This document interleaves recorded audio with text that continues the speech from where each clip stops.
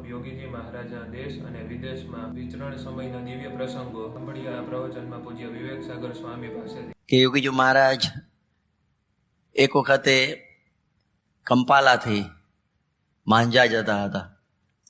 હવે કંપાલાનું જે એરપોર્ટ છે એ કંપાલા શહેરથી 25 માઇલ દૂર છે, જેનું નામ છે એન્ટેબે.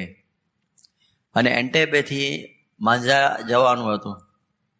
અને એમાં આ ફોકર ફ્રેન્ડશીપ એ નામનું એક પ્લેન લગભગ 17 સીટનું એ આ ગોઠવાયેલું. અને એ પ્લેનની અંદર અમે સ્વામીશ્રી સાથે બધા હતા. એમાં પ્રમુખ સ્વામી યોગીજી બાપા, પ્રમુખ સ્વામી મહારાજ, ત્યાર પછી મૌન સ્વામી, ડૉક્ટર સ્વામી, ઈશ્વરચરણ સ્વામી, પછી બધા સંતો અને મોટા મોટા હરિભક્તો, હર્ષદભાઈ દવે, હકાભાઈ ખાચર, અંબાલાલભાઈ, બધા મોટા મોટા હરિભક્તો એ બધાએ એ એરોપ્લેનની અંદર બધા ગોઠવાયા. અને એ બધાએ ભાવભીની વિદાય આપી યુગાંડના મંડળે એરોડ્રોમ ઉપર બધી. અને પછી અમારું એરોપ્લેન ઉપડ્યું. હવે એ જ્યારે ઉપડ્યું અને સીધું એન્ટેબે છે ને એ વિક્ટોરિયા સરોવર ઉપર આવેલું છે. અને વિક્ટોરિયા સરોવર 28,000 ચોરસ માઇલનું છે, મીઠા પાણીનું સરોવર. અને અંદર કેટલા બધા મગરમચ્છ અને બધા પ્રાણીઓ, અરે બધા જળચર પ્રાણીઓ બધા ખૂબ. હવે એ બધા મોઢું ઊંચું કરીને જોતા હશે એરોપ્લેન જાય છે એમ. અને એ વખતે આ બાજુ નારાયણ પ્રસાદ બેઠેલા, એની બાજુમાં ત્યાગ વલ્લભ સ્વામી બેઠેલા. એ બાજુનું જે ઇમરજન્સી ડોર છે ને એ ખોલી ગયું, એ બારણું ખોલી ગયું અને એરોપ્લેન ચક્કર ખાવા માંડ્યું. હવે ચલાવનાર ત્યાંના નિવાસી હતા, આફ્રિકન પાયલટ તરીકે. હવે એને ખબર પડી કે ગડબડ થઈ છે. અને એ વખતે એનો જે પેલો ક્રૂ હોય, પેલો એર હોસ્ટેસ હોય ને જે પુરુષ વર્ગ, એટલે એ અને બધા જે સંતો હતા બે બેઠેલા, એ ગાતડિયું બાંધે પકડવા જાય. હવા પવનમાં કેવી રીતે આ બારણું બંધ થાય પાછું? હા, એમાં તો પોતે પડી જાય એવું હતું અંદર. અને નીચે બધા તૈયાર જ હતા વિક્ટોરિયા સરોવરમાં. અને એ વખતે તો બધા ગભરાઈ ગયા. પેલો ક્રૂ પણ ખેંચે, આમે ખેંચે. હવે એ મહા ઉપાધિ થઈ. પણ કોણ જાણે પાયલટમાં કંઈક બુદ્ધિ સારી આવી ગઈ. એટલે એણે શું કર્યું કે પવનની પેલી દિશામાં એણે એરોપ્લેન ફેરવી કાઢ્યું. એટલે પેલો પવનનો ધક્કો લાગ્યો ને એટલે બારણું બંધ થઈ ગયું. સમજ પડ્યા? આમથી આમ દિશા બદલી નાખી એણે. એટલે એ જ ધક્કામાં એ બારણું બંધ થઈ ગયું. પણ એને એમ થયું કે હવે આગળ લઈ જવાનું જોખમ છે. એટલે ચક્કર મારી ત્યાં જ તરત જ એણે એન્ટેબે એરપોર્ટ ઉપર એ આખું એરોપ્લેન પાછું ઉતારી દીધું. હરિભક્તો છે ને એ બધા મોટરો લઈને જતા હતા. અને એમણે જોયું ઉપરથી કે એરોપ્લેન તો પાછું આવ્યું. એ શું આપણો ભાવ ખેંચે છે? આપણો જે ભક્તિભાવ એમને લઈને બાપા ફરીથી લાભ આપવા આવે. એટલે બધા પાછી મોટરો લઈને પાછા આવી ગયા એરપોર્ટ ઉપર. એરપોર્ટ ઉપર બધા આવી ગયા. અને અમે તો ઉતર્યા ત્યાં. અને એ વખત બધા કે બાપા આપ દર્શન દેવા આવ્યા. કે આ તો જીવતા આવ્યા, હું દર્શન દેવાને તો હમણાં વિક્ટોરિયા સરોવરમાં આ બધું જ પડવાનું હતું અમારું. એટલે આવી પરિસ્થિતિ નિર્માણ થઈ જાય ઘણી વખતે. અને પછી તો ખબર પડી કે આ બન્યું કેવી રીતે. હવે આનું કંઈ બહુ નિરૂપણ કરાય નહીં આપણાથી. પરંતુ જે કોઈ બેસનાર હશે ને, પેલે ઇમરજન્સી ડોર ખબર છે ને હોય છે ને એરોપ્લેનમાં, એટલે એણે ખોલ્યું. પેલો કહે છે ને કિલોત્પાટ્યું વાનર અમારા આવતું હિતોપદેશમાં, હા, એવો છે ને એને એમ ખોલ્યું અને પછી બંધ કર્યું. તમે જો મોટર બંધ કરો ને તો બે રીતે બંધ થાય. એક વખત થોડી બંધ થઈ જાય પણ પાકી ના થઈ હોય, થોડી આટલી બાકી હોય. હા, પછી તમે ખોલી અને પછી ફરી કરો ને ત્યારે પાકી બંધ થાય. તે આટલી રહી ગયેલું. આ જે રહી ગયું ને એની આ દશા દુર્દશા થઈ. એટલે ઘણી વખત એરોપ્લેનમાં બેસીએ ને તો માળા લઈને શરૂઆતથી જ બેસવું એ હિતાવહ છે. નહીં તો આખી સંસ્થા અંદર ડૂબી જાય એવું બની જાય. આવી પરિસ્થિતિ થયેલી. પણ ભગવાનની કૃપાથી આ બધું બચી. એટલે અમને બરોબર યાદ છે, અમે એમાં ગોઠવાયેલા. એટલે અમને થયું કે આપણને ખરેખર યોગી બાપાએ એમને લઈને બધાનું આખું રક્ષણ થઈ ગયું. એટલે આવા પ્રસંગો પણ આપણને સાક્ષી રૂપે આ બની જાય છે. એવો એક બીજો પ્રસંગ છે. આ જરા આવી કેવી રીતે બને છે એવા બે પ્રસંગ કહી દઉં ભેગા યોગી બાપાનો જ. હવે એક વખતે અમે 1968ની અંદર પ્રમુખ યોગી બાપા કલકત્તાના પ્રવાસે ગયેલા. અહીં આવ્યા છે પ્રવીણભાઈ, એમને બધો ખ્યાલ છે. અને કલકત્તાના પ્રવાસે ગયેલા અને એ સમયમાં એની વાત હું પહેલી શરૂઆત જ કરી દઉં છું. એ વખતે કે અમે લોકો અહીંથી નીકળ્યા એટલે એ સમયમાં થર્ડ ક્લાસમાં જ જવાનું હતું પ્રમુખ સ્વામીને બધાએ.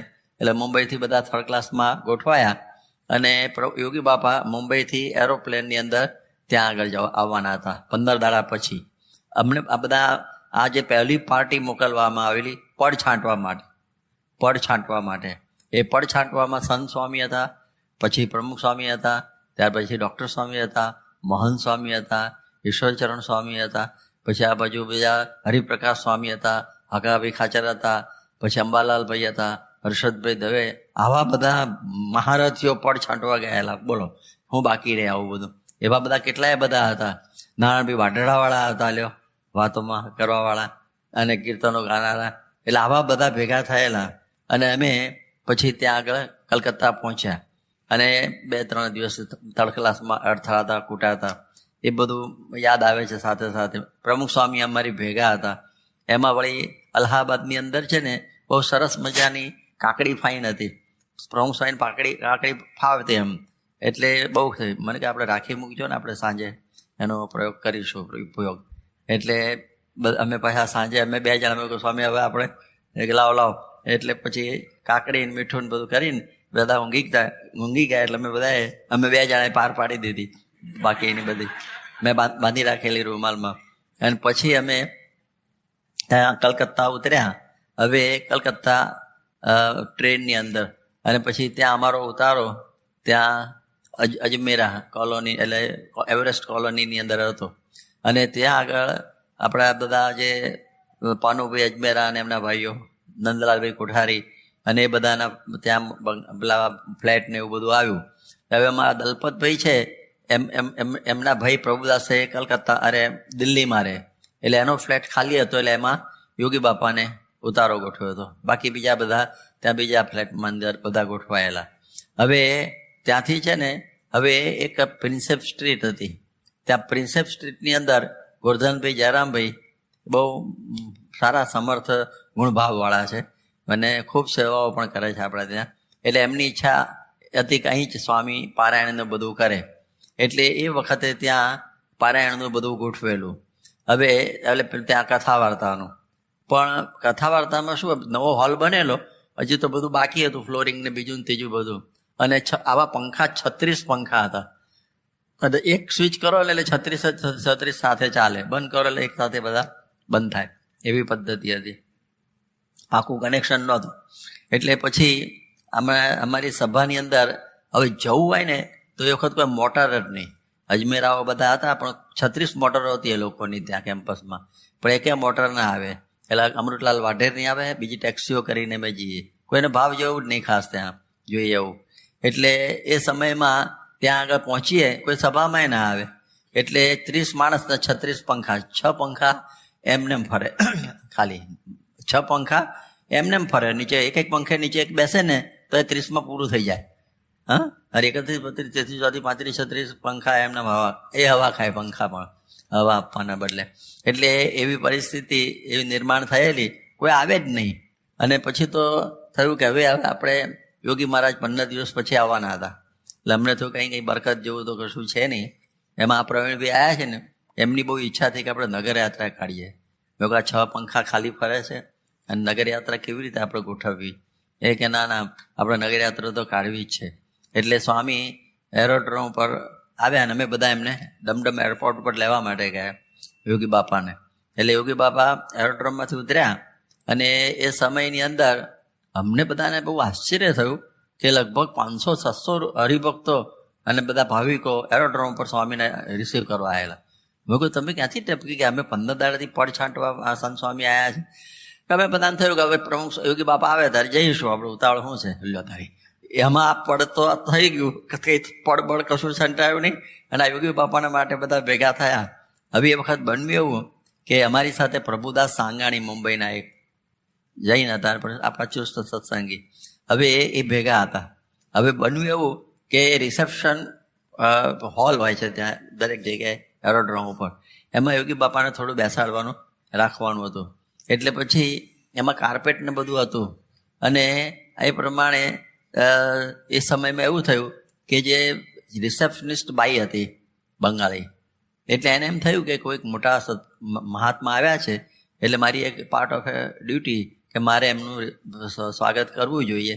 એટલે ઉમંગથી બિચારી એમ થયું કે ચાલો હું જાઉં. એટલે યોગી બાપા પાસે આવવા ગઈ. કાર્પેટ ઉપર તો ચડી જ ગઈ, એટલે અમારો તો ઉપવાસ થયો, અમારે તો પતી ગયું બધું. હવે એ વખતે પેલા પ્રભુદાસ સાંગાણી છે ને એ જોઈ ગયા. એટલે એને થયું કે આ બાઈ ઠેઠ સુધી પહોંચવા જાય, એનું બાવડું ઝાલી અને ફંગોળી પેલી બાજુ હાલતી હાલી આવે છે આમથી. અને પેલી બાઈ તો ગરમ રાય જેવી થઈ ગઈ. અને પછી બોલ્યા ક્યારે કે આ કેવા સાધુઓ છે, એ લોકોને પોતાની જાત ઉપર વિશ્વાસ નથી, બાકી એમાં શું થવાનું હતું. બધું બહુ બૂમો પાડે, પણ હરિભક્તોનો સમૂહ બહુ હતો એટલે એનું બહુ ચાલ્યું નહીં. અને પછી અમે ઉપવાસ લઈને આવ્યા. અને ત્યાં મહંમદ અલી પાર્કથી નગરયાત્રા ગોઠવેલી. ઓ બાપા, નગરયાત્રાનું શું થશે? નગરયાત્રામાં તો 1000 માણસ થઈ ગયું અને જબરજસ્ત નીકળી. એટલે બધા અને પ્રિન્સેપ સ્ટેડિયમ નગરયાત્રા વિરમી, સભા આખો હોલ ભરચક થઈ જાય, આમ ઇંચની જગ્યા નહીં રહે. અમે 30 માણસની સભા કરતા હતા અને આ બધું કેવી રીતે ફેરફાર થયું ગયું. અને ત્યાં સત્સંગ બરોબર ખરેખરો જામ્યો. અને ત્યાં પછી સ્વામી છે ને બધાને ઘેર સવારે જમવા જાય યોગી બાપા. અને યોગી બાપા બધાને સવારે નાસ્તો કરવા જાય અને બધાને ભેગા કરે અને કથા વાર્તા કરે થોડી, અને બધા સાથે નાસ્તો કરે. દરેક ઘેર રોજ જુદે જુદી જગ્યાએ થાય. અને એમાં કોઈક એવું બોલેલું કે આટલો બધો ખર્ચો એ વખતે 300-400 રૂપિયા થાય નાસ્તા વખતે, એ વધારે લાગતા 68ની સાલમાં, કે આટલો બધો શું ખર્ચો. તો મનસ્વામી સરસ વાત કરી હતી કે જે કરોડ રૂપિયા ખર્ચીએ અને જે આત્મીયતા ના થાય અને યોગી મારા સાથે જે આત્મબુદ્ધિને પ્રીતિ ના થાય, એ 250-300 રૂપિયામાં થાય, શું ખોટું છે. એટલે એમ કરતાં કરતાં આ બધાને સત્સંગનો રંગ જામી ગયો, અજમેરા અને કુઠારી બધાને. અને બધાને બરોબર ફિટ બેસી ગયું, હેતપ્રીત બહુ થઈ ગઈ અને બધાને બહુ જ આનંદ આવી ગયો. અને પછી તો યોગીજી મારે ચોંટ્યા સીધું કે આપણે મંદિર કરવું છે. અમે કહ્યું હજી તો શરૂ થાય છે, અને મંદિરની સીધી વાત ઉપાડી અને મંદિરનો આપણે ખરડો કરો અને આપણે મંદિર લઈ લઈએ. અને એ વખતે સ્વામીએ ખરડો શરૂ કરી દીધો. 67,000 રૂપિયાનો ખરડો થયો, 67,000. અને પછી કહ્યું કે આપણે હવે મંદિરની વ્યવસ્થા બધું જગ્યા જોવા જઈએ. આ તો કીધું તરત. અને અત્યારે જે ચક્રબેરિયામાં આપણું મંદિર છે ને ભવાનીપુર ચક્રબેરિયા, એટલે ત્યાં આગળ આ જગ્યાએ જોઈ પાછી એક મારવાડીની હતી. સ્વામી કે આ જગ્યાએ ફૂલ પણ છાંટ્યા કે આ જગ્યા આપણે લઈ લેવી. એને બધી મોટી કિંમત કહી. આપણે કે ભાઈ 67,000 રૂપિયા છે, એ કંઈ 1 લાખ 2 લાખે પહોંચી ગયેલો, એટલે એનાથી વધારે કંઈ થાય એવું નથી. એટલે વાત પડી રહી. પણ સ્વામીએ ફૂલ છાંટેલા. અને ત્યાર પછી છે ને ત્યાં પેલું નક્સલબાડી એ છે ને એની આ કંઈક ઉપાધિ શરૂ થઈ શરૂઆતમાં. અત્યારે તો બહુ વિકાસ પામી ગઈ છે, પણ શરૂઆત ત્યાંથી થઈ. બંગાળના એક ગામડામાંથી નક્સલબાડી નામનું ગામ હતું, અને ત્યાં આ એક પ્રકારનો આતંક જ છે એવી એક પ્રવૃત્તિ શરૂ થઈ. અને એની જ્વાળાઓ બધી કલકત્તામાં આવી. અને પછી કલકત્તામાં થયું કે હવે તો કલકત્તા ખાલી કરો, નહીં આ બધા ઉપર તોફાન થશે. એટલે પેલો મારવાડી છે ને આપણી પાસે આવ્યો કે તમે આ જગ્યા લઈ લો, મારે હવે અહીંથી જતું રહેવું છે. હવે કે ભાઈ પૈસા તો તમે કહો છો એટલા છે નહીં, 67,000 કે 67 જે હોય 67માં, તો 67ની અંદર આપણને જગ્યા પ્રાપ્ત થઈ ગઈ એરીએ. અને અત્યારે મંદિર ઊભું છે. એટલે એ તો પછીનો વાત બની, થોડા જ મહિના પછી. અને પછી સ્વામી ત્યાં કલકત્તામાં ખૂબ બધાને સત્સંગનો રંગ લગાડી દીધો, બધા ખૂબ રાજી થયા. અને ત્યાર પછી સ્વામી કલકત્તા મંડળના સૌજન્યથી આપણી વારાણસી, પછી અયોધ્યા અને છપૈયા એની જાત્રા ગોઠવાઈ. અને એ સમયની અંદર એ જાત્રા ગોઠવાઈ એટલે એ વખતે સ્વામી એ જાત્રામાં નીકળ્યા. અને પછી અમે ત્યાં સ્વામી પંજાબ મેલમાં બેઠેલા, કલકત્તાથી પંજાબ મેલ. અને સ્વામીને એવું કહો કે કહેલું કાનજી ફોનિક મોહન બગાડે કે સ્વામી પંજાબ મેલ હાલે ને તો આજુબાજુ પથરા ઉડે, એટલો બધો આમ જોશમાં હાલે. હવે બન્યું એવું કે આગળ કંઈક સિગ્નલ નહીં મળ્યું અને બીજું ધીમે ધીમે ચાલતું. એટલે અમે લોકો ઉતરીને સ્વામીના ડબ્બામાં આવ્યા. સ્વામી કે શું હાલે છે? લોકો પંજાબ મેલ. એટલે હાવ બેઠો કલાકથી તો આપણે હજી અહીં નહીં ઊભા છીએ. આપણે મનમાં હતું કે પથરા ઉડે છે. પથરો કશો ઉડતો નથી, એ બધા રહે એમને એમ જ છે. સ્વામી પૂછે એમને પથરા ઉડે છે? પથરા ક્યાં ઉડે છે? તો એમને એમ જ છે નહીં, પેલે બહુ સ્પીડમાં જાય ને તો આજુબાજુના પથરા ઉડી જાય એમ, એવું કહો કે સ્વામીને કહ્યું હશે યોગી બાપાને, તે યાદ રાખેલું એમણે, એટલે એ તો કંઈ છે નહીં. અને પછી અમે બનારસ ગયા, અને બનારસની અંદર ત્યાં સ્ટેશન ઉપર ભવ્ય સ્વાગત કર્યું. શાસ્ત્રી શ્વેતુકુંડાસજી જૂના મંદિરના, ધીરુભાઈ મીરાણીના ત્યાં અમારો ઉતારો હતો. અને પછી બહુ જ આનંદ આવ્યો. પછી સ્વામી કહે છે આપણે આ નદીની અંદર વિહાર ઠાકોરજીને કરાવવો છે. એટલે પછી ગંગા નદીમાં અમે બધા ગયા. સ્વામી પણ ગરમ પાણી ભેગું લીધું તે કેનમાં, પેલું પાણીને આ પાણી મિક્સ કરીને સ્વામીને નવરાવી દીધા. ઠાકોરજી નાયા, સ્વામી નાયા. પછી એ 2 માળવાળી હોડી હતી નીચે, અને પછી ઉપર ગાદલા પાથરેલા, એટલે બધા બેસે. અને પછી હોડી બરોબર વચ્ચે આવી, એક 80 ગાંઠથી શરૂ થઈ અને ઠેઠ આગળ જવાની હતી. અને ત્યાં બધાને મન થયું કે નહીએ આપણે અંદર. એટલે આટલી વાત થઈ ને ત્યાં તો બધા એક પછી એક પડવા માંડી પડ્યા ઉપર મધ્ય પ્રવાહમાં ગંગા નદીના. અમે બધા હતા એમાં, એટલે બધા ઉપરથી ભૂસકા મારીને ડાઈવ મારીને જેને જે ફાવ્યું એ પ્રમાણે નદીમાં ખાબક્યા પ્રવાહમાં. પ્રમુખ સ્વામી પણ અંદર આવી ગયા, એ પણ ખાબક્યા. અને એ વખતે પછી અંબાલાલભાઈ બકરીપોળવાળા હતા, એમના બધું ગમ્યું નહીં, કારણ કે આ બધા નાવા પડ્યા બધા અંદર મધ્યની અંદર. ત્યાં પ્રમુખ સ્વામી તે હોડીમાં ગોઠવાઈ ગયા હતા એક નાની, અને આ બાજુ અમે બધા ઉપર આવ્યા પાછા. ત્યારે કહે જાઓ તમારી આરતી ઉતારવાની છે. મેં કહું પ્રમુખ સ્વામી આવે ને ત્યારે ભેગી ઉતારજો. કે એ પડ્યા છે? મેં કહું બધા ભેગા જ છીએ અમે તો. એટલે કંઈ બોલ્યા નહીં. અને પછી અમે બધા ત્યાં પહોંચ્યા. પછી અમારે બનારસ જવાનું હતું, અરે અયોધ્યા. એટલે પૂરી બધી કરવાની હતી. એટલે બધા સંતો તો ઓછા હતા, અને પૂરી બધી આખા સંઘની મોટી હતી. એટલે એમાં સ્વામી જોઈ ગયા કે આમાં તકલીફ પડે છે. એટલે પ્રમુખ સ્વામી એક ડબ્બા પર બેસી પૂરી તળવા મંડી પડ્યા. એટલે ફટાફટ બધું પત્યું. અને પછી તો સ્વામી બીજે દિવસ અમારે નીકળવાનું હતું સાંજે. એટલે સાંજે એવું હતું કે ધીરુભાઈ મીરાણીએ એક મોટર કરેલી, એટલે પેલી લક્ઝરી બસ 300 રૂપિયાની ભાડું. અને એક રમણીકભાઈ જયંતિભાઈ ગાંધી એમની એમ્બેસેડર હતી. એમની ઈચ્છા હતી કે મારી મોટરમાં સ્વામી બેસે. ધીરુભાઈને એમ થાય છે કે મેં આવી સરસ લક્ઝરી બસ બનાવી, સ્વામીને સુવા કરવાની બધી અનુકૂળતા થાય, તો એમાં આવ્યો તો સારું. પણ જયંતિભાઈનો આગ્રહ રમણીકભાઈનો, એટલે સ્વામીને પેલી એમ્બેસેડરમાં બેસવાનું થયું. એટલે બેઠા. એટલે પછી અમે બધા આ પ્રમાણે નીકળ્યા ત્યાંથી સાંજે. અને પછી જોનપુર ગામ આવે, જોનપુર. એટલે જોનપુર છે ને, એ જોનપુરની અંદર નાસ્તો કર્યો અમે એક જગ્યાએ. અને પછી 8-9 વાગી ગયા. અને પછી ફરી પાછા અમે ઉપડ્યા. એટલે સ્વામીની ગાડી આગળ અને અમારી પછી પાછળ. જોનપુર મોટું શહેર છે, જિલ્લો છે. એની એની પાદરમાં ગોમતી નદી છે. ગોમતી બહુ મોટી નદી, ઘોઘવાટા કરતી. અને એનો એક પર પુલ, અને પુલની આજુબાજુ બાઉન્ડ્રી નહીં બાંધેલી. આવ્યું ઉત્તર ભારતમાં આમ ખુલ્લો. અને એમાં જમીન ગયેલા બધા રમણીકભાઈ બધા. અને બધી ગામનો ટ્રાફિક પાર કરીને એને ઊંઘ આવી ગઈ. આમ ઊંઘ ચડી, મોટર ચલાવતા. બાજુમાં પ્રમુખ સ્વામી, પાછળ યોગી બાપા બેઠેલા અને મન સ્વામી બેઠેલા. આ બધા ગોઠવાયેલા. એ ટ્રેન આજે બીજો એક્સિડન્ટ થયો ને, એરોપ્લેનમાં બચ્યા ને પછીના બીજી વાત. અને એમાં પેલાને ઊંઘ આવી ગઈ. અને સ્વામી તો કોઈ દિવસ ઊંઘે નહીં મોટરમાં. મેં કહ્યું ને એક અપવાદમાં નાદરીમાં થોડું આમ ગાયેલી, પણ આમ તો જાગૃત જ હોય. એટલે એમણે જોયું કે રમણીકભાઈને આમ ઝૂલું આવે છે, અને આમ ગાડી આમ સીધી નદીમાં જાય એવો જ હતું. અને તરત સ્વામીએ આમ પકડી દીધી સ્ટિયરિંગ. બાજુમાં જ બેઠા હતા ને, આમ બાજુમાં જ. એટલે આમ સ્ટિયરિંગ લઈ લીધું. એટલે આમ સરખું કર્યું. સ્વામી તો ફાવે તો ખરું.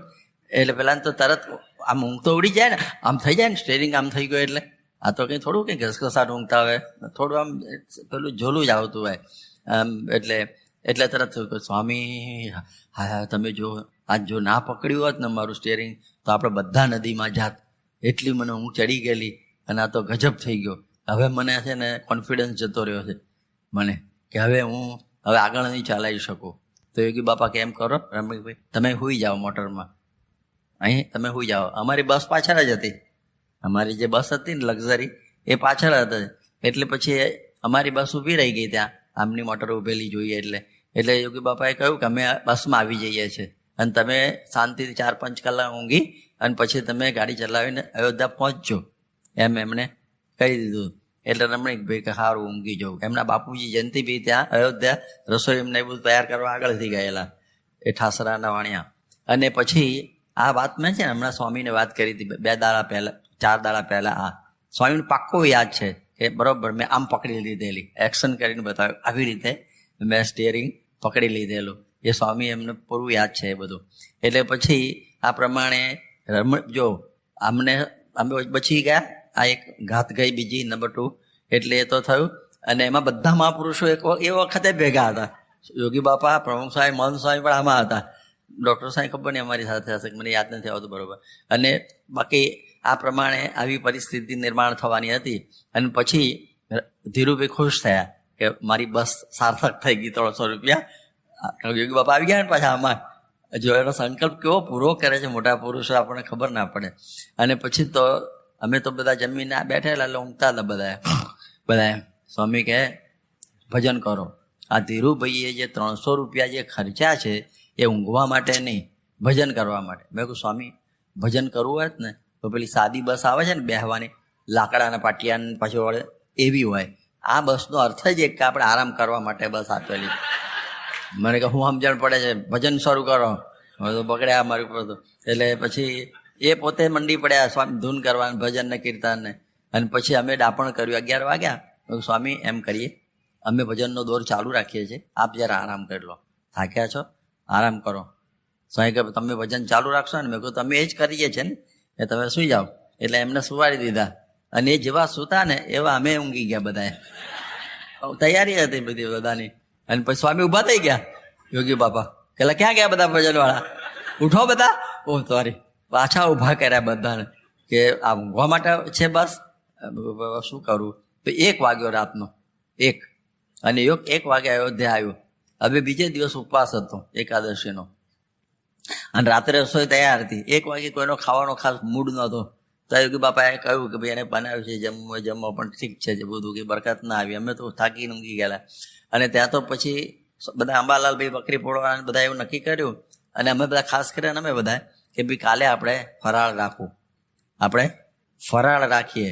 કારણ કે આ બરકત નથી આવી રાત્રે, અને બધી પૂરીઓ બધું બપોરે સાંજના ટાઈમે.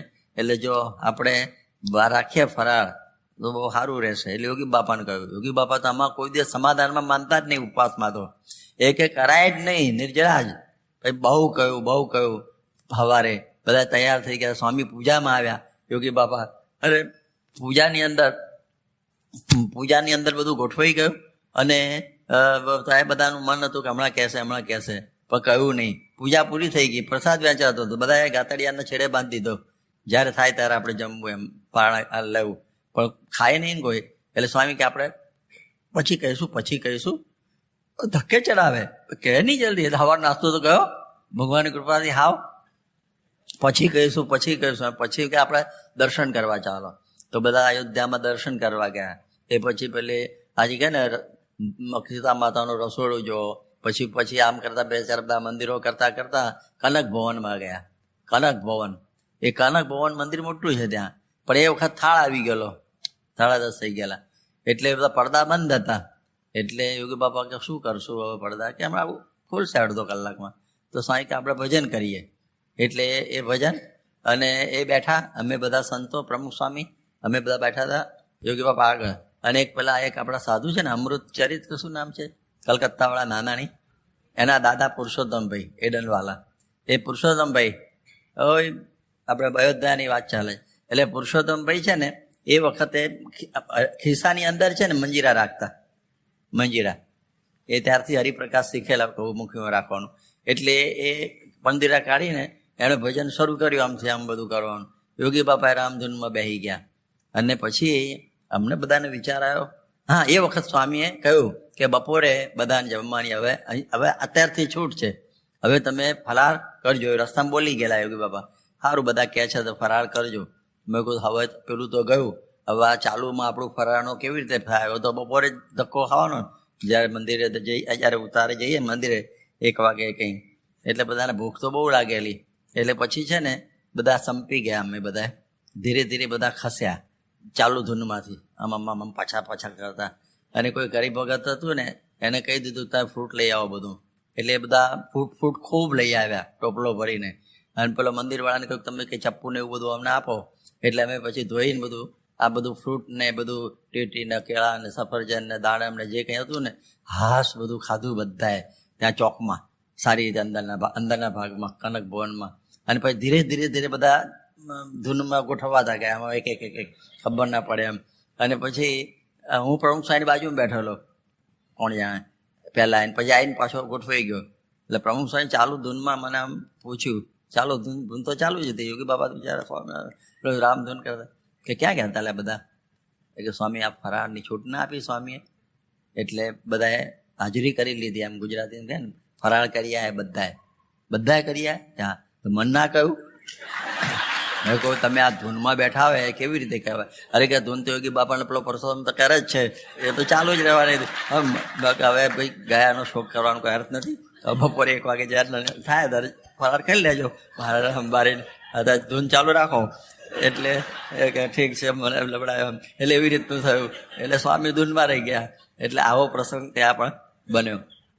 અને પછી અમે બધું જે ગયા તો જે રામ જન્મભૂમિ છે ને ત્યાં ધૂન થાય છે. એક લખન શરણ કરીને મહારાજ હતા. સ્વામી 15 મિનિટ ધૂનમાં બેઠા હો કે તમારું કામ પૂરું થઈ જશે. એટલે બહુ રાજી થયા એ. અને પછી બધું દર્શન કરીને પછી અમારે જવાનું હતું છપૈયા. અહીં તો બધા દર્શન થઈ ગયા અને છપૈયા જવાનું હતું. એટલે સવારે બસની અંદર અમે મનકાપુર સ્ટેશને ગયા વહેલા. એટલે સવારે જમવાનું થયેલું નહીં, એ પાછી ઉપાધિ. એટલે સ્વામીને ખબર હતી કે આ લોકોએ જમવાનું નથી, ત્યાં છપૈયામાં નાસ્તોને બધું રાખેલું. પછી સ્વામી તો ભૂખ બધાને બહુ હશે, એટલે એક ડબ્બો હતો, એની અંદરથી પેંડા કાઢીને બધાને આપવા માંડ્યા એક એક. એટલે જેવા આપ્યા બધા ખાવા જ મંડી પડ્યા બધા, ધડ.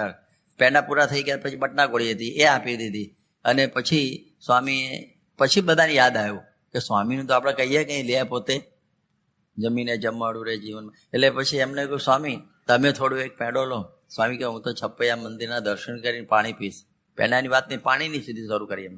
ઓ બાપા, અમે તો બધા મોઢા પડી ગયા. જે થયું એ ખરું, આમાં પણ ગયેલાનો શોખ ન કરો, પેટ ઉપર હાથ ફેરવીને બધા જે થઈ એમ કરીને પછી અમે ત્યાં પહોંચ્યા અને ત્યાં છપૈયા ગયા. અને છપૈયામાં આચાર્ય મહારાજશ્રીને શું થયેલું આપણે બધાને ખબર હશે પ્રસંગ, કે આ જે છપૈયાનું ફ્લેગ સ્ટેશન હતું. ફ્લેગ ખબર પડે છે ને, ફ્લેગ સ્ટેશન અને ફૂલ સ્ટેશન. ફ્લેગ એટલે ખાલી એક મિનિટ ઊભી રહે અને ટ્રેક જ હોય, બધું પ્લેટફોર્મ કશું જ ના હોય. ટિકિટે અંદર પેલો ગાર્ડ આપી દેવી, એને એ ફ્લેગ સ્ટેશન કહેવાય. એટલે સામાન્ય એકદમ, જે આપણે અટલાદરામાં અત્યાર સુધી હતું, વળી હમણાં કંઈક થયું છે સીધું, બાકી એક ફ્લેગ સ્ટેશન. એટલે આમાંથી એમની બહુ ઈચ્છા આચાર્ય મહારાજ દેવેન્દ્ર પ્રસાદજીની હતી કે આપણે મોટું મંદિર થાય.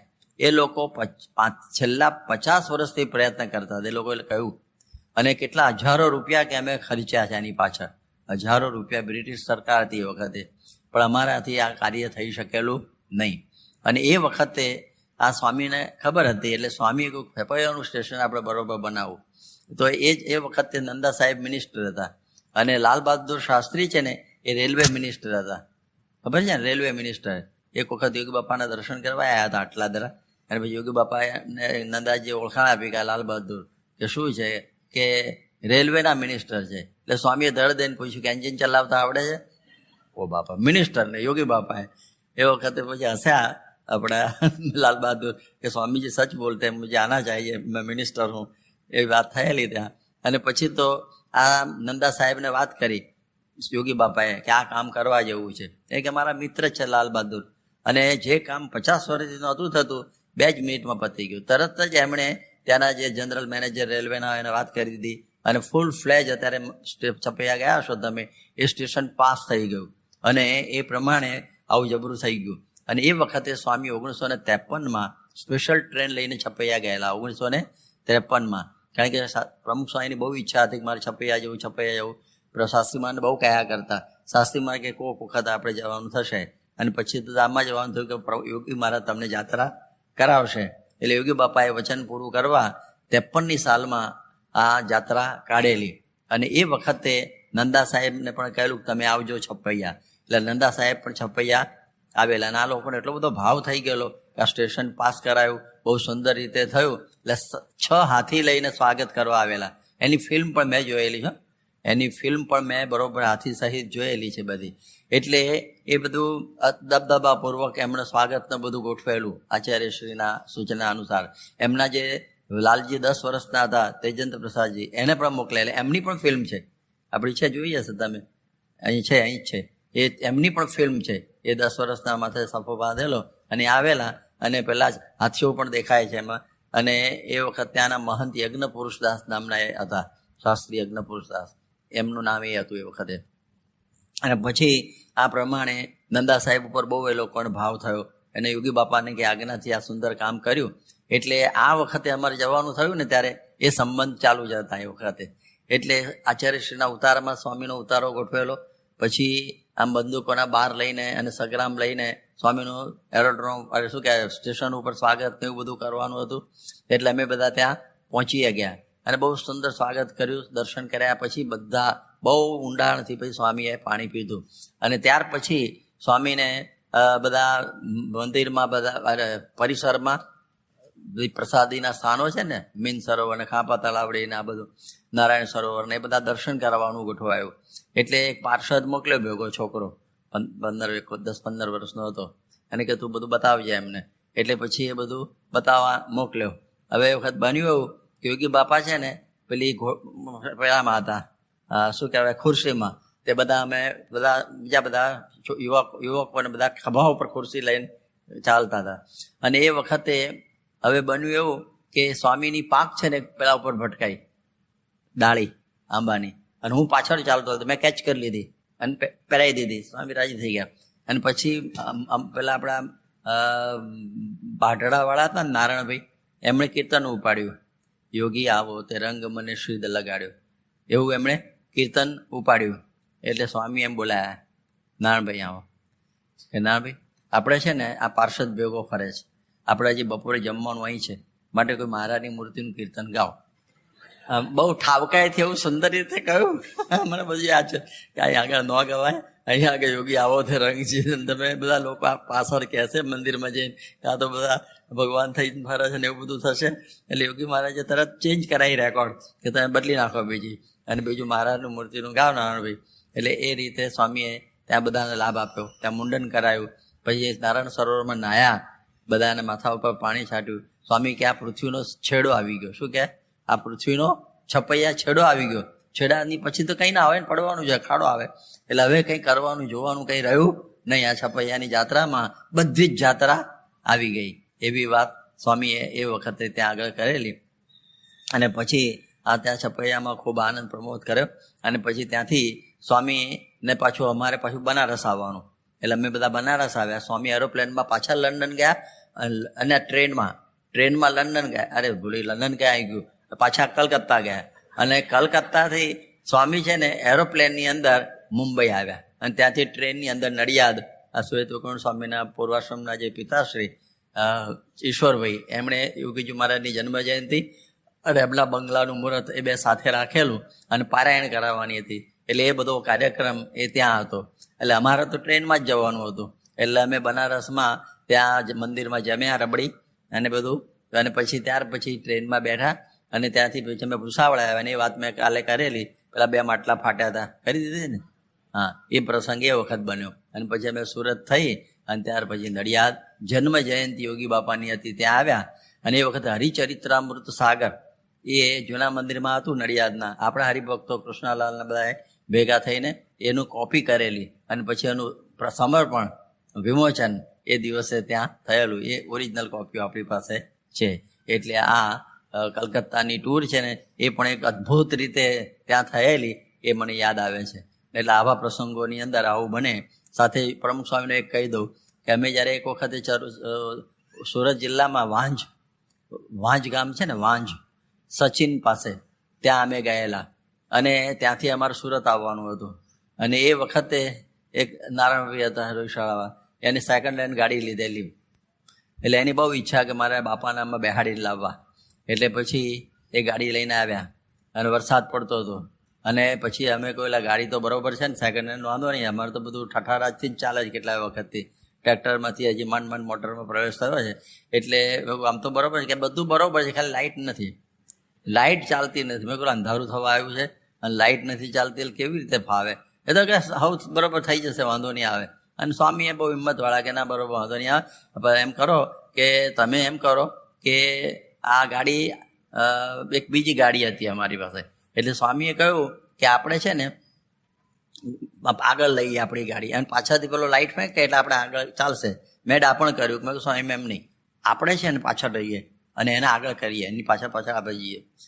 સારું તારે એમ કરો. અને પછી તો પેલો આગળવાળો છે ને તતડાઈ મારી, એ તો નીકળી ગયો, લાઇટવાળો ગાડીવાળો પહોંચી ગયો ઠેઠ સુરત તરફ જતો.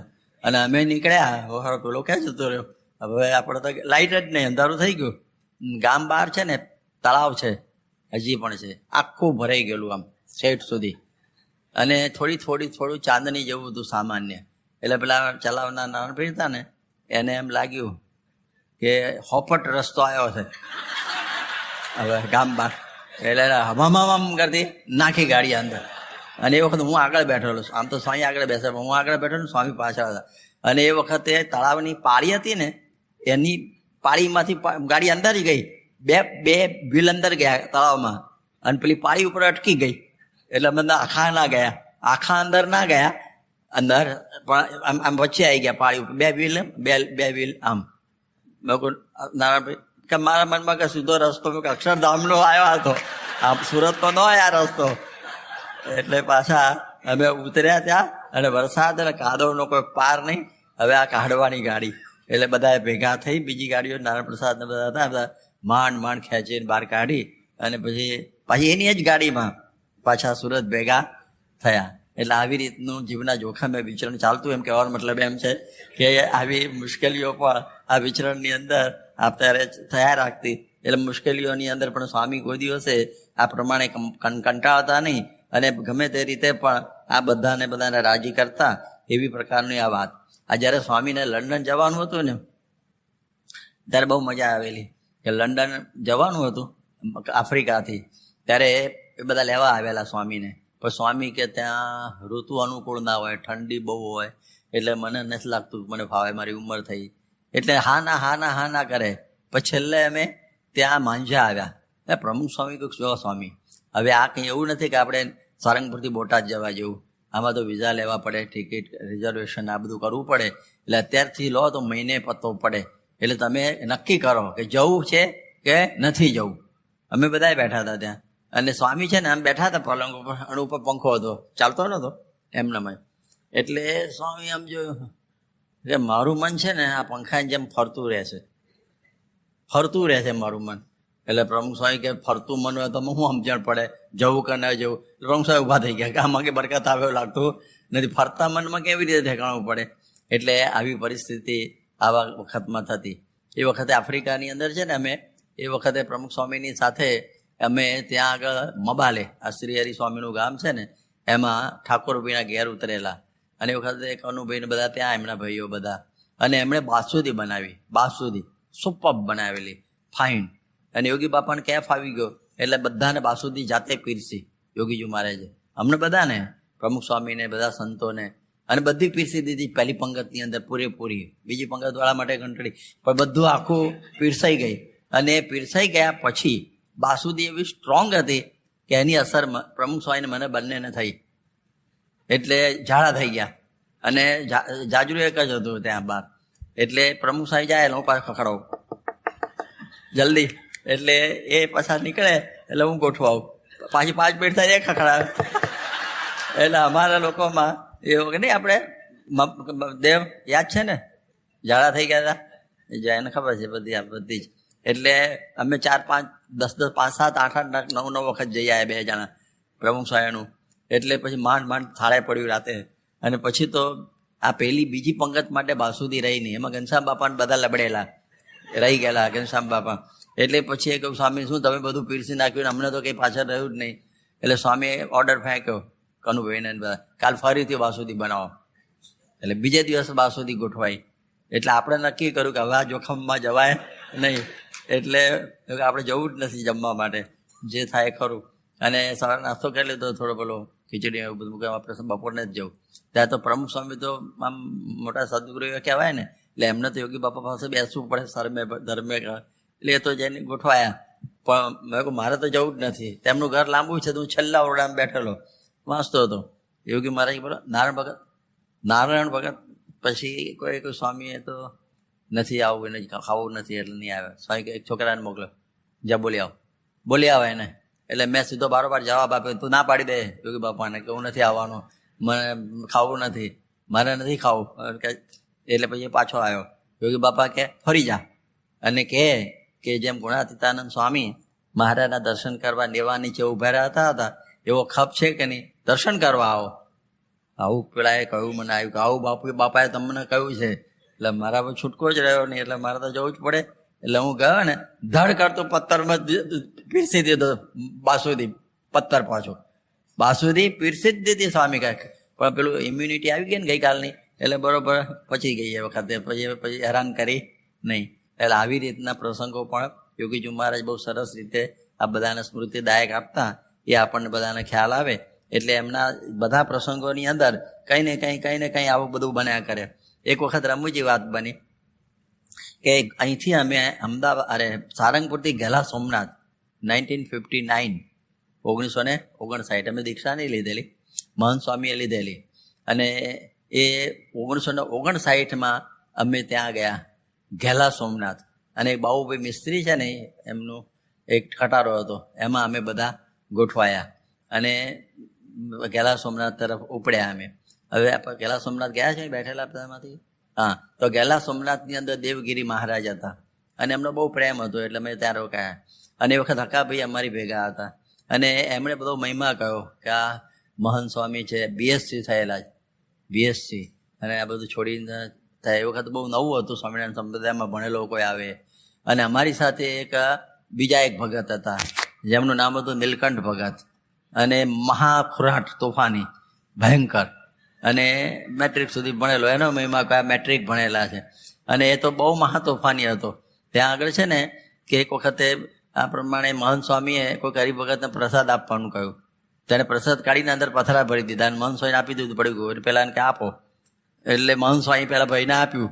પછી એ ગયા પછી કસો વળ્યો, સ્વામી મેં તો પથરા ભરેલા, મારા હાથે અપાવ્યું તે પેલો ગેરજન ખોલશે, મારી વેલ્યુનું બગાડશે. એટલે આવી ટાઈપનો આ માણસ હતો ભયંકર. અને બબ્બુ કાકાને છે ને જાજરૂમાં પૂરીને પછી બહારથી બંધ કરી દેતો. અને હકા બાપુને મારવા માટે ચપ્પુ રાખતો કે જો આવીશ તો ચપ્પુ મારીશ. હકા બાપુ એનાથી ગભરાય, આવો ભયંકર હતો કોણ જાણે. તો યોગી બાપાને મહિમા બહુ, ઓહો આખું મુંબઈ છોડીને આવ્યા છે. બરાબર છે, એના બાપનું હોય મુંબઈ એમ. એટલે પછી શું થયું, એ વખતે પીરસવાનું થયું તો દૂધપાક ને કઢીને બધું હતું. તો પેલો નીલકંઠ છે ને એણે દેવગીરી પણ બેઠા હતા મહંત, તેના બનું પાત્ર હતું ને તો દૂધપાકની અંદર જે કઢી નાખી. આ તો ગજબ કર્યો આને, તો એ બોલ્યા નહીં. પછી હા, પછી પહેલાં હકા બાપુ વાત કરતા હતા કે અમારા બધા પરસાદો ફરે છે, ભણેલા ગણેલા છે, આ મેટ્રિક છે. એ કે જો આ મેટ્રિક તો આ કર્યું ને. અને ભાઈ મહંત સ્વામીનો મહિમા કયો, આ મહંત સ્વામી બીએસસી છે, તો એને 83 મૂકી. મેટ્રિક વાળો આવો છે તો બીએસસી વાળો કેવો હશે? એણે 83 મૂકી, એણે આવા ભેગા કર્યા છે બધા. એટલે આવું થયું. એમાં વળી સ્વામીએ તો વળી નવું પ્રકરણ કર્યું કે સ્વામીએ પછી નીલકંઠને જમ્યા પછી ઉપર બોલાયો કે નીલકંઠ, તું આખું મુંબઈ છોડીને મારો સમાગમ કરાવ, તારા ચરણ ધોઈને પીવા છે, લાવ ચરણ દે મને, એમ કહીને મારા પગ ખેંચવા માંડ્યા. અમે કહું હારા આ તો વિચિત્ર છે ને, બાપા તો આનું આવું કરે છે. અને પછી અમારી સાથે સનાતન સ્વામી હતા કે નીલકંઠ કે નાના બાપા ના એવું નહીં પછી તું બોલતો ને એવું નહીં. એટલે સનાતન કે આપ દે તો અપાય જ. નિત્યાનંદ સ્વામી આવી પી જતા બધું, તું આપ ચરણમાં. તો એમાં લગભગ 2:30 વગાડ્યા બપોરના, 1:30 વાગે હોવાની જગ્યાએ આ લમણાજીકમાં પેલા નીલકંઠની. તો પછી એને આપ્યા નહીં અને ધમાલું થઈ બધી આમ બધા. એટલે પછી એ તો ગયા. પછી અમે 4 વાગે નાવા ગયા બધા, ગેલા નદી છે ને ત્યાં. અને પછી બધા ભેગા થઈને એને ધમધમાવ્યો બધા. એ ભગત હતો, અમે યુવક હતા પણ પાર પાડ્યો એને. એટલે એણે પછી છે ને મનમાં રાખ્યું કે આ લોકોએ મને મારેલો છે બધા ભેગા થઈ. કારણ કે અમે તો નાનો ઘેર હતો ત્યાંથી મુંબઈમાં ઓળખતા એને. એટલે એ દ્રષ્ટિથી એ પ્રમાણે ભાઈ બાઢડા ગયા અમે, બાઢડા ત્યાંથી એ જ ટૂરમાં. અને પછી યોગી બાપા પારાયણ કરતા હતા. અને પછી આ બધા તોફાન સૂજ્યું. એટલે એનો એક કોઈ ગાતડિયું લઈ લીધું, ધોતું ખેંચી કોપીને રેકલી. એટલે પછી એ વખતે યોગી બાપા લઘુ કરવા પારાયણમાંથી અહીંયા આવતા હતા.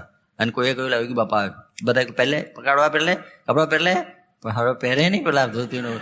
એટલે પછી બહુ કહ્યું કે બાપા હજી નજીક આવે. પછી એને કહ્યું તમે બધા 5-5 દંડવટ કરો. એટલે મેં મહંત સ્વામી બધા 5-5 ખેંચ્યા પછી બાકી બાપા આવતા પહેલા બધું હરખું થયું.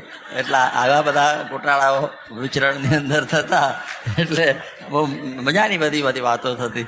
અને યોગી બાપાને ખબર ન પડી શું થયું, બધું જવા દો, જે થયું ખરું. એટલે આવા પ્રસંગોની અંદર આવું થાય. યોગીજી મહારાજ કોઈ ગોંડલમાં હતા અને મહારાજ આવવાના હતા ભાવનગરના. એટલે યોગી બાપા આવ્યા ને, કાકા બાપુ હતા ત્યાં. અને પછી તો યોગી બાપાએ મહારાજાને જોયા ને, આવો આવો આવો મરહુમ મહારાજા સાહેબ, મરહુમ મહારાજા સાહેબ. કાકા બાપુ તો કે તો કાપો તો લોહી ના નીકળે કે આ બાપુ જીવતા બેઠા છે સામે છે ને મરહુમ બોલે છે. યોગી બાપા શું બોલે? મરહુમ મહારાજા સાહેબ પધારો. પણ મહારાજા સાહેબ સ્વામીના પ્રભાવમાં એવા અંજાઈ ગયેલા ને, એટલે સ્વામી શું બોલ્યા એ ખબર પડી નહીં, એને કંઈ ખબર ન પડી. અને પછી હકા બાપુએ તો યોગી ગયા પછી બાપા તમે કેવું બાપ્યું આજે.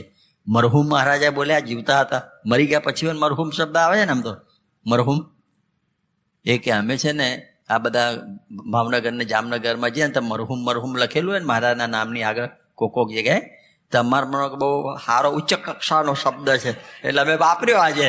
વાપર્યો પણ આવો વપરાતો હશે, જીવતાને મરહુમ કર્યું સ્વર્ગસ્થ જેવું. એટલે આવું યોગીજી મહારાજનું બહુ મજાનું બધું આવું થતું. એટલે એના આનંદનો બહુ મજા આવે આમાં. હવે જુદી જુદી પ્રકારે જુદી જુદી રીતનો આપણને એમનો અનુભવ થતા. તો બધા હસવાના રમવાના જ બધા પ્રસંગો છે, પરંતુ એમનો સ્વભાવ કેવો. એક વખત અમે યોગીજી મહારાજની સાથે 1959નો જ પ્રસંગ છે, જુનાગઢ ગયેલા. અને અમે માણાવદરથી જુનાગઢ આવેલા.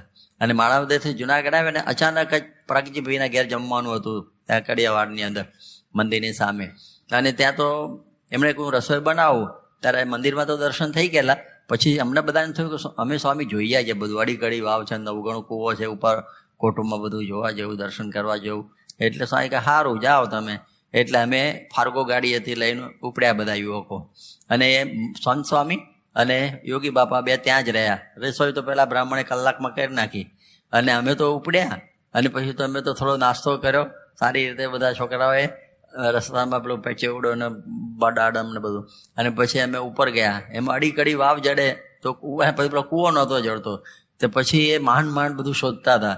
ત્યાં 12 વાગી ગયા, 12:30 1 વાગ્યો. એટલે સ્વામી એક છોકરાને મોકલ્યો કે પેલા બધા ક્યાં ગયા હશે, કે ભાઈ આમ જવાના, તું જોયા ને. તો અમે એને કહ્યું તું એ બાજુ ભૂમ્યો તો અમને બતાવો. એટલે અમારી ભેગો ફરી ગયો એ. એટલે એ બધું પત્તા 3:30 વાગ્યા. અને બન્યું શું કે સામાન બધો આ ફાર્ગોમાં હતો અને યોગી બાપાના પત્તર પણ એમાં જ હતા. એટલે રસોઈ થઈ ગયેલી પણ છતાં પત્તર વગર તો જમે નહીં. એટલે યોગી બાપાને સંત સ્વામી બે થાળ કરી દીધેલો અને માળા ફેરવતા બેઠેલા 2 જણા. અને આપણે યાદ આવેલા પત્તર તો આપણા ભેગા છે ને 3:30 વાગ્યા હતો. એટલે અમે બધા ગભરાણા એકદમ. અને પછી ધીરે ધીરે દાદરો ચડે, પેલો પથ્થરનો એનો પેલો દાદરો છે, અમે ઉપર ચડતા હતા. હવે શું થશે, આપણે સ્વામી શું કહેશે, આપણી ઉપર ખરેખર ખીજાશે. ત્યારે સ્વામી કહો હો બધું જોયા ને, બધી ભૂમિ બધી ગુણાતીતની ભૂમિ કહેવાય, બહુ સારું થયું, લ્યો રસોઈ તૈયાર છે, હવે બધા બેસી જાઓ, ભૂખ્યા થયા હશો. અમે કહું તમે તો 12 વાગ્યાના બેઠા છો, 3:30 વાગી ગયા, પણ કહેતા નથી કે તમે લોકો સમજતા નથી, આવી રીતે ફરવા રખડવા નીકળ્યા, આ થાળ થઈ ગયેલો, અમે એમને બેઠા છીએ. કોઈ બોલ્યા નહીં, 2 માંથી કોઈ બોલ્યા નહીં. મેં કહું સારું છે મોટા સ્વામીને હતા, ને તો ઠેઠ શેરીના દરવાજા આગળ પટલાકલી લઈને ઉભા હોત જો મોટા સ્વામી હોત તો. એકને ફટકાર હતા કે એ તો તેને જોયા એને ખબર પડે. એટલે યોગીજી મહારાજનો આવી પ્રકારનો આવો સ્વભાવ સરસ રીતે રહેતો.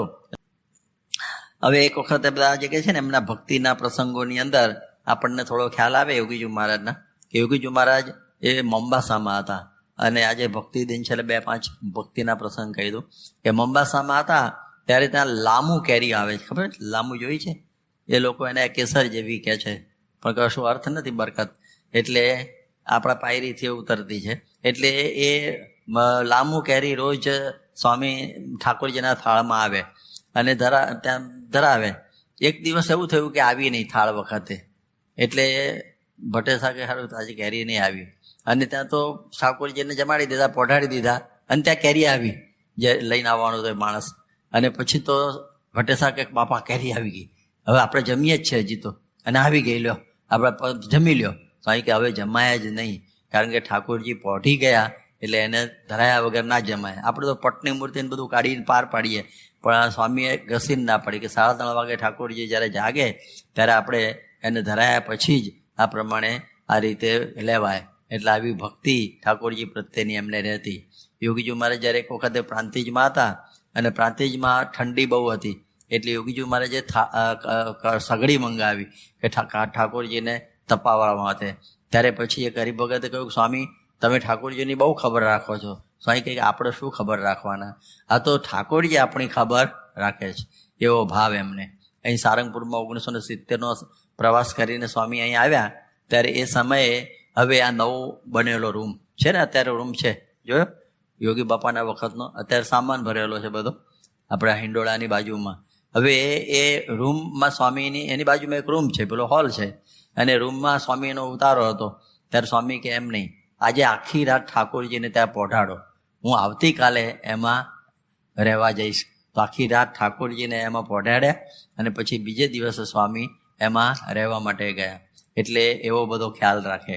એક વખતે સ્વામી અન્નકૂટ ત્યાં ગોંડલ હતા અને અન્નકૂટ હતો, અને કોઈએ છે ને આ પ્રમાણે આખો પેલો અગરબત્તીનો જોડો મૂકી દીધેલો. એટલે સ્વામી કહે કે આ બધું લઈ લો અગરબત્તી, કારણ કે ઠાકોરજીને જમવા વખતે ધુમાડો મોઢામાં પહેરી જાય, એમાં સુખ ના આવે. એ વખતે ગયું. રાજકોટની અંદર એક ભાઈએ ઠાકોરજીને પહેલાં પેંડા ખવડાવ્યા અને પછી ઉકાળો પીવડાવ્યો. સ્વામી કે આવી રીતે ના હોય, કારણ કે હવે આ ઉકાળો મોળો લાગે પેંડા ખાધા પછી, ગળ્યું ખાધા પછી, તો એનો પણ એ ખ્યાલ રાખે. એક વખતે સ્વામી ત્યાં ગોંડલમાં હતા અને ભાનુભાઈ ગઢિયા છે ને એક મોટો સુંદર ગુલાબનો હાર લઈ આવ્યા અને એમનો આગ્રહ હતો સ્વામીને પહેરાવું. સ્વામી હાથમાં જ ઝાલી લીધો અને કહે છે કે આ ઠાકોરજીને પહેરાવીશું. એટલે ના કે બાપા તમારા માટે લાવ્યો છું, કે જો મને પહેરાવશો ને એક જ સેકન્ડમાં હું તો બહાર કાઢી નાખીશ. જો પહેરાવો એ સ્વામી તરત બહાર કાઢી નાખે છે ને, પણ જો તમે ઠાકોરજીને આપણે પહેરાવીશું ને તો ઠેઠ સાંજ સુધી બધાને દર્શન થશે ને ઠાકોરજીની ભક્તિ થશે આપણને. એટલે એ રીતે સ્વામી આવી નાની બાબતો પણ એ ઠાકોરજી અંગેની એ યોગીજી મહારાજ એ ખૂબ જ ખ્યાલ રાખતા. એટલે એમને ઠાકોરજી પ્રત્યેનો આવો બધો ભક્તિભાવ એ ખૂબ જ એમના જીવનમાં હતો. એ બીજા પ્રસંગો તો આપણે જાણીએ છીએ કે પાણી ન મળ્યું ને પછી એમને આત્મહત્યા થઈ, પછી અહીં આગળ ખોવાઈ ગયા ઠાકોરજી, અને પછી ખોવાઈ ગયા એટલે કોઈક પેલા સંતો લઈ ગયેલા જે નીકળી જનારા, એ પ્રસંગ પણ જાણીએ છીએ. એટલે એમને આ ઠાકોરજીનો ભાવ છે ને એકદમ બહુ હતો, અને એ ભક્તિ હંમેશા એ ઠાકોરજીની એ હરિકૃષ્ણ મહારાજની કરતા, અને છેવટે ધામમાં જતા એ પ્રમુખ સ્વામી મહારાજને આ ઠાકોરજીએ એમણે સોંપી દીધેલા. એટલે કહેવાનો અર્થ એ છે કે આજનો જે ભક્તિ દિન છે એ પણ આ પ્રમાણે એમને ભગવાન પ્રત્યેની એવી ભક્તિ, એવી જ ગુરુ પ્રત્યેની ભક્તિ હતી, જે ઈષ્ટદેવ ભક્તિ અને ગુરુ ભક્તિ, કે જે કંઈ છે એ બધું ગુરુની કૃપાથી થાય છે, આપણાથી તો કંઈ થઈ શકતું નથી. એવી વાત હંમેશા યોગીજી મહારાજ એ વખતે કરતા. એટલે યોગીજી મહારાજના આ પ્રસંગો આપણને આ પ્રમાણે ખ્યાલ આવે છે. એક વખતે ચોકસી સાહેબ છે હરિપ્રસાદ, જે જૂના મંદિરના ટ્રસ્ટી અને બહુ જ સારા ગવર્મેન્ટ લીડર અને બહુ મોટું નામ એમનું, અને એમના ત્યાં સ્વામી ખૂબ રહેલા. એટલે એમની બહુ જ આમ ભાવ સ્વામી વિશે બહુ હતો. એક વખતે તો સ્વામીના હાથ પકડીને એમ બોલવા માંડ્યા કે સ્વામી તમે સાક્ષાત શ્રીજી મહારાજનું સ્વરૂપ છો, આવું બધું કાર્ય કેવી રીતે થાય તમારાથી આટલી સાધુતાયુક્ત સાધુતા સાથે, કે તમે સાક્ષાત ભગવાનનું સ્વરૂપ છો. સ્વામી કે બોલો તમે કોણ છો, તમે કોણ છો એમ કહ્યું. એટલે સ્વામી એકદમ પેલા થઈ ગયા, અને પછી સ્વામી બોલ્યા કે અમે તો કંઈ નથી, પણ આ તો ભગવાન સ્વામિનારાયણની આપેલી શક્તિથી બધા કાર્ય થાય છે, એમ યોગી બાપા એ વખતે બોલેલા. એટલે એ પ્રકારે એમનું આવું એ ભગવાન પ્રત્યેનું ભાવના એવી રહેતી. એક વખતે સ્વામી લંડનમાં હતા અને લંડનની અંદર ન્યૂઝ ઓફ ધ વર્લ્ડ એ નામનું એક છાપું હતું. એનો ખબર પત્રી ડેવિડ મર્ટન્સ આવેલો 12/6/70 રોજ, અને એણે કહેલું કે સ્વામી તમે આ જગતમાં રહો છો એ તમે કેવી રીતે રહો છો? ત્યારે સ્વામી એ વખત બોલેલા એકદમ સાહજિક રીતે કે જળ કમળવત રહીએ છે. બોલો, એટલે આપણને આવા દિવ્યતાના ઝબકારાઓ આવા સમયની અંદર આપણને ખબર પડે.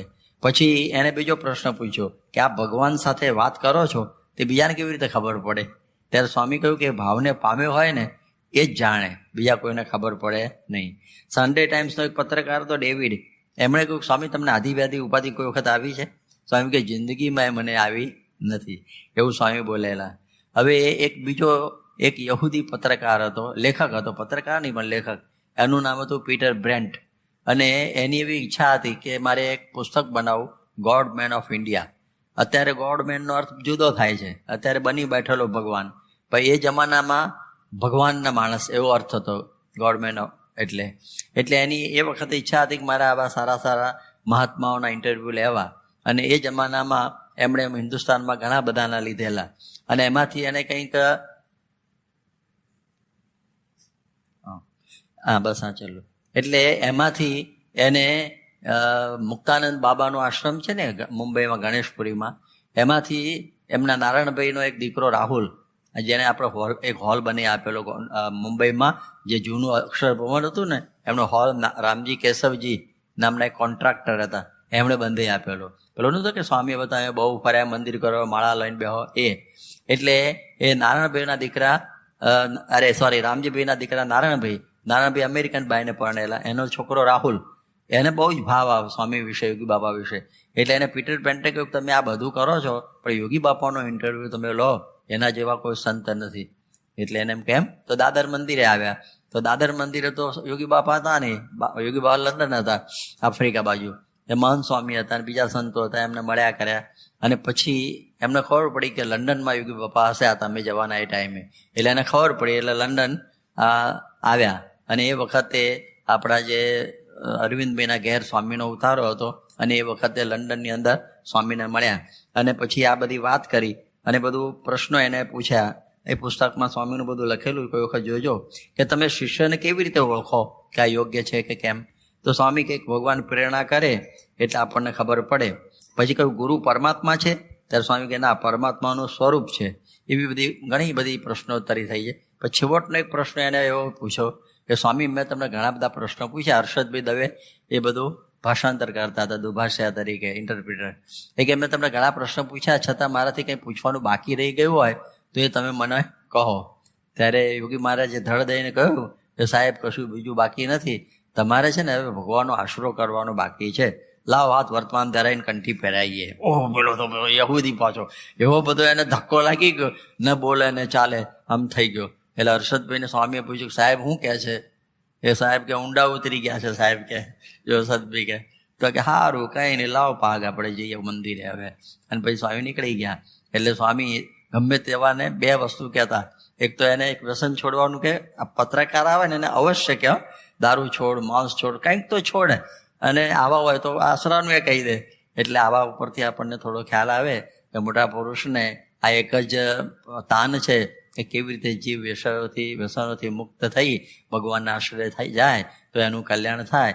એમાં પછી ધોળા કે કાળા એવો કશો ભેદ એવો રાખતા નહીં. બધાને એ જ ઉપદેશ સ્વામીશ્રી આપી દેતા. આ એમની એક વિશેષતા હતી. હવે આપણે સમય થયો છે એટલે અહીં કથાની સમાપ્તિ કરીએ. સ્વામિનારાયણ ભગવાન.